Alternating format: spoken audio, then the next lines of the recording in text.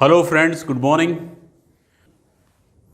Somebody has rightly said that what we receive is information, what we preserve is knowledge, and what we use is intelligence.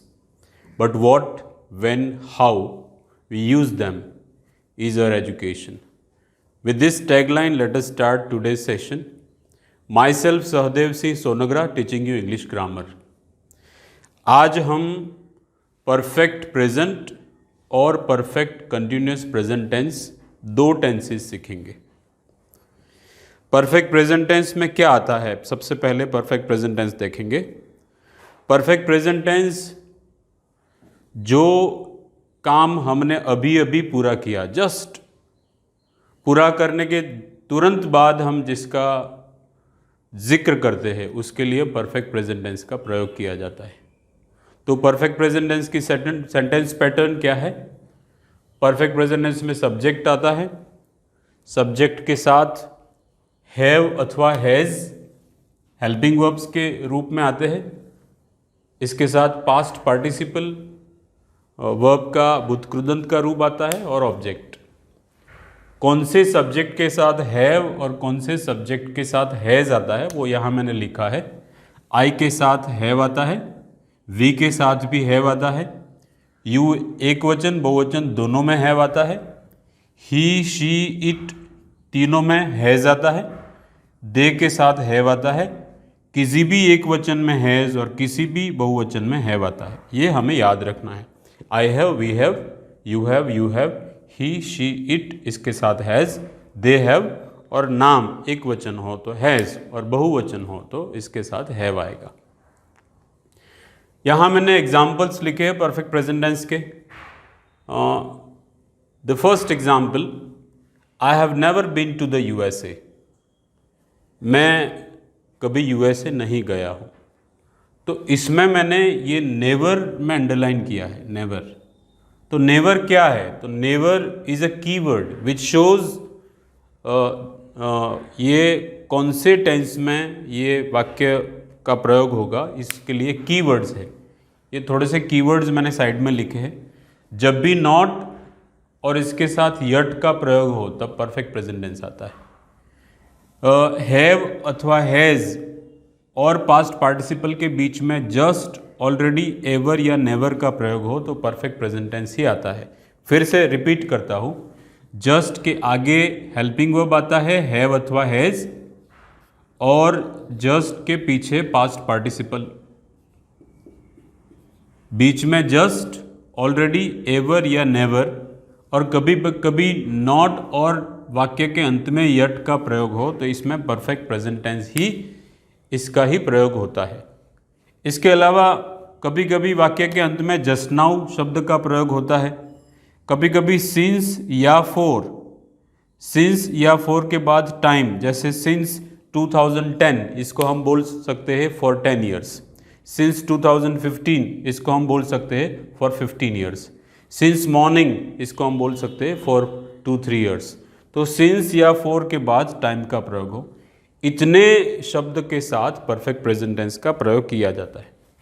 तो पहला वाक्य है I have never been to the USA। तो इसमें never के आगे have है, इसके पीछे पास्ट पार्टिसिपल है, तो इसमें परफेक्ट प्रेजेंट टेंस का ही प्रयोग किया जाता है। दूसरा है I have just paid the bill.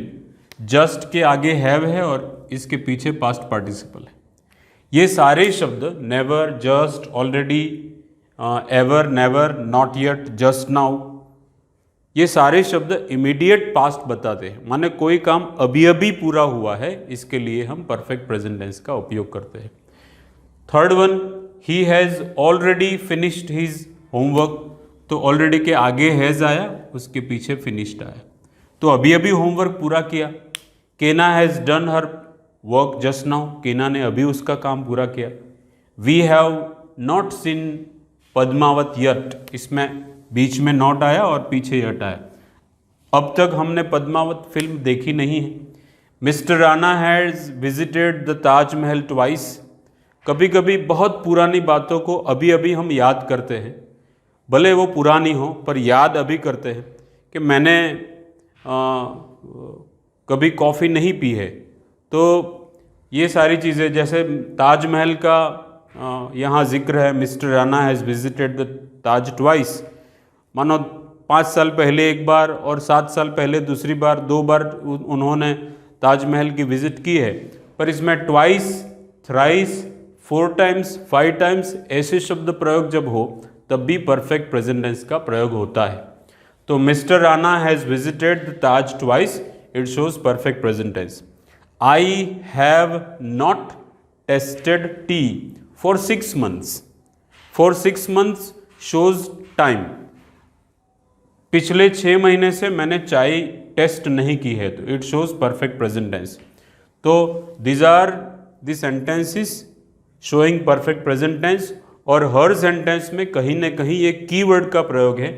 यहाँ है नेवर, यहाँ है जस्ट, यहाँ है ऑलरेडी, यहाँ है जस्ट नाउ, यहाँ नॉट के साथ यट, यहाँ ट्वाइस मीन्स 2 times और फॉर 6 months। अगर इसको हमें प्रश्न वाक्य में चेंज करना हो तो यहाँ हेल्पिंग वर्ब है हैव। इसको अगर हम आगे ला दें हैव तो वो प्रश्न वाक्य हो जाएगा, और ये सेंटेंस उसके जवाब में मिले ऐसा करने के लिए आई की जगह यू का प्रयोग हो जाएगा। तो प्रश्न वाक्य हो गया have you ever been to the USA. तो हेल्पिंग वर्ब आगे आया और पीछे आ गया प्रश्न चिन्ह। ऐसे ही have you just paid the fees, पीछे प्रश्न वाक्य। तीसरा has he already finished his homework, आगे हेल्पिंग वर्ब, पीछे प्रश्न चिन्ह। चौथा has Kena done her work just now, आगे हेल्पिंग वर्ब, पीछे प्रश्न चिन्ह। We have not seen Padmaavat yet, have you not seen Padmaavat yet, आगे हैव आया, पीछे प्रश्न चिन्ह। Mister Rana has visited the Taj twice, has mister Rana visited the Taj twice, 2 times by now। And the last one I have not tasted T, इसमें आई की जगह अगर you करे तो have you tested, have you not tasted tea for 6 months, प्रश्न वाक्य हो गया। और इसमें WH क्वेश्चन भी हम ऐड कर सकते हैं। तो this is perfect present tense. पहले हमने देखा परफेक्ट प्रेजेंट टेंस और अब हम देखेंगे परफेक्ट कंटिन्यूअस प्रेजेंट टेंस। दोनों में बहुत माइनर चेंज है, इसलिए मैंने दोनों को साथ में लिया है।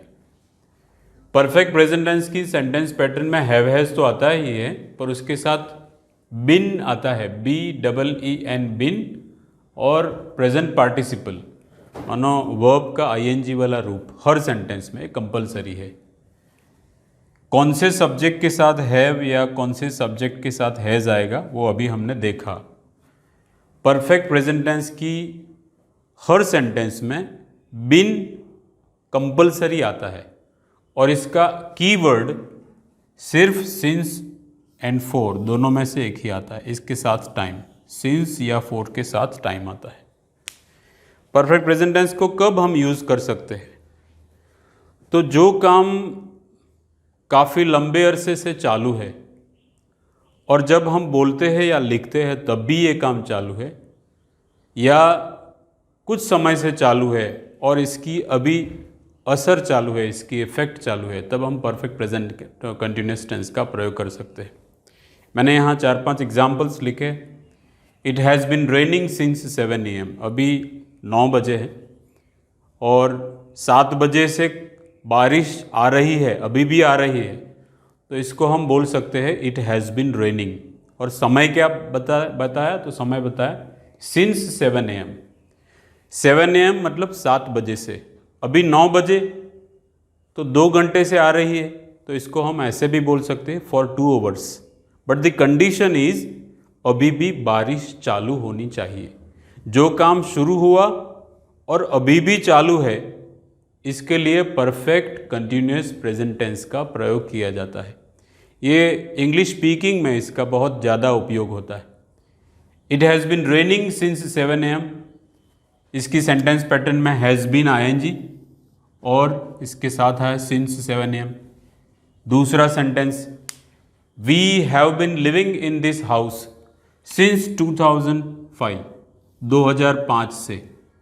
इसको ऐसे भी बोल सकते हैं 15 साल से, फॉर 15 ईयर्स या सिंस 2005।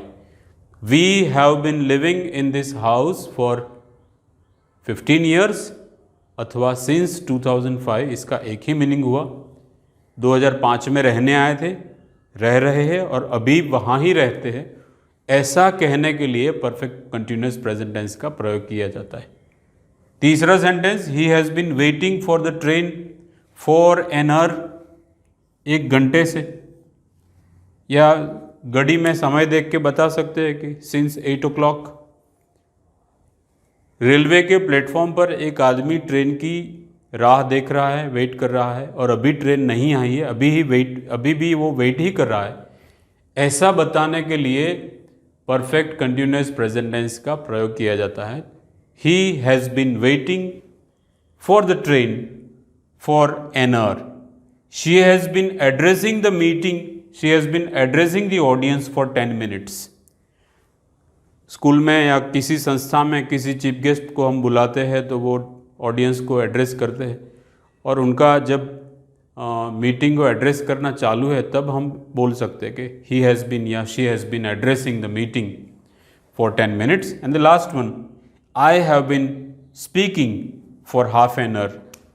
आई इसके साथ हैव बिन स्पीकिंग और समय बता है फॉर हाफ एन आवर, आधे घंटे से मैं बोल रहा हूँ, अभी बोलना चालू है, ऐसा दिखाने के लिए परफेक्ट कंटिन्यूअस प्रेजेंट टेंस का प्रयोग किया गया।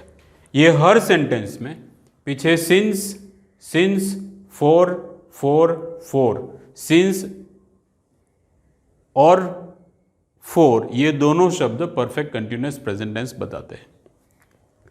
परफेक्ट प्रेजेंट और परफेक्ट कंटिन्यूअस प्रेजेंट टेंस में सबसे इंपॉर्टेंट फर्क क्या है?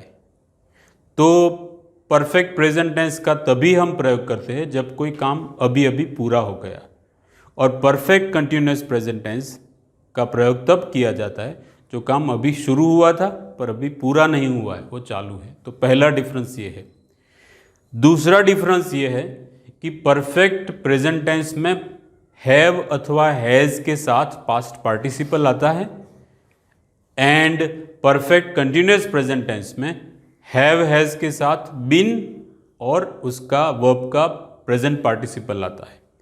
तीसरा इंपॉर्टेंट डिफरेंस ये है कि परफेक्ट प्रेजेंट टेंस को एक्टिव पैसिव दोनों में प्रयोग किया जाता है। परफेक्ट कंटिन्यूअस प्रेजेंट टेंस का कभी पैसिव नहीं होता। जब मैं एक्टिव पैसिव टेंसेस चलाऊंगा, एक्टिव पैसिव वॉइस चलाऊंगा, तब इसके बारे में बताऊंगा। आज सिर्फ ये डिफरेंस के बारे में बता रहा हूँ कि परफेक्ट प्रेजेंट टेंस का एक्टिव में से पैसिव हो सकता है।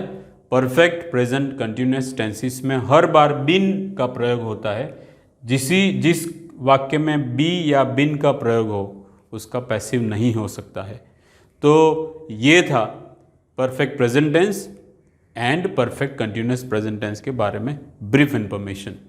आज मैंने प्रेजेंट टेंस के चारों एस्पेक्ट्स पूरे किए। पहले मैंने सिंपल प्रेजेंट टेंस पढ़ाया था, लास्ट सेशन में कंटिन्यूअस प्रेजेंट टेंस पढ़ाया था, अभी आज मैंने पढ़ाया perfect present tense and perfect continuous present tense. तो आज प्रेजेंट टेंस पूरा हुआ। I hope you understand. If you go through, if you watch all the sessions continuously, I hope you will understand all the aspects of present tense. Thank you. Hopefully these videos are very helpful to you. अगर आपको अच्छे लगते हैं तो आप आगे भी share कीजिए। I am going to prepare many more videos regarding English grammar in future.